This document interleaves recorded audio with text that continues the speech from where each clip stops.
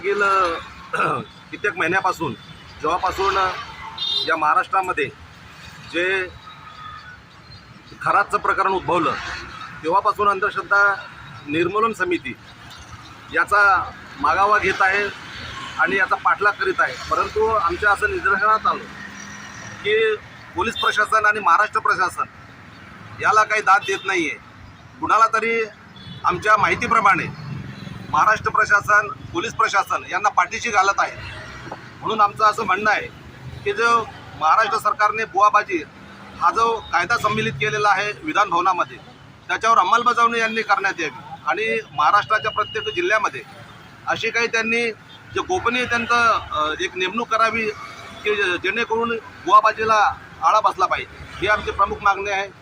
दुसरं असं की महाराष्ट्रामध्ये आणि देशामध्ये जो भ्रष्टाचार सुरू आहे, आज तुम्हाला माहीत असेल की दिल्लीमध्ये सोनम वांगचुक हे जवळजवळ 20-22 दिवसापासून उपोषणाला बसलेले आहेत. हे याच्यासाठी बसलेले आहेत की त्या देशामध्ये जो पेपरफुटीचं प्रकरण झालेलं आहे आणि शिक्षण मंत्र्यांनी त्या ठिकाणी त्यांना पाठीशी घालण्याचा प्रयत्न केलेला आहे. सरकारने शिक्षण मंत्र्यांचा राजीनामा घ्यावा तात्काळ आणि त्याच्यावर कारवाई झाली पाहिजे या उद्देशाने सोनम वांगचुक जंतर मंतर येथे दिल्लीमध्ये उपोषणाला बसलेले आहेत. तर त्यांनासुद्धा अंधश्रद्धा निर्मूलन समिती महाराष्ट्राच्या वतीने आम्ही त्यांना समर्थन करीत आहोत आणि दिल्लीला आम्ही काही कार्यकर्ते त्यांची भेट घेण्यासाठी आणि त्यांना ऐकून घेण्यासाठी आणि त्यांना समर्थन देण्यासाठी दिल्लीला सुद्धा आम्ही जाण्याचा निर्णय घेतलेला आहे. धन्यवाद. आज या ठिकाणी महाराष्ट्र अंधश्रद्धा निर्मूलन समितीच्या माध्यमातून बुवाबाजीच्या संदर्भामध्ये सरकारचे डोळे उघडे आंदोलन, एक दिवसीय आंदोलन या ठिकाणी करण्यात येत आहे. या ठिकाणी आमच्या वक्त्यांनी आपल्याला संपूर्ण माहिती दिलेली आहे.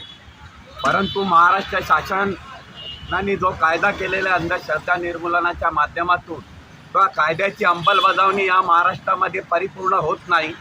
तर आम्हाला सरकारला आमच्या या आजच्या निदर्शनामधून त्यांच्या निदर्शनास आणून द्यायचं आहे की डोळे उघडा आणि ज्या महाराष्ट्रामध्ये अत्यंत मोठ्या प्रमाणामध्ये सामान्य माणसाची लूट होत आहे बुवाबाजीच्या नावावरती, ती आर्थिक लूट आणि त्यांचं आर्थिक शोषण त्यांचं थांबायला पाहिजे.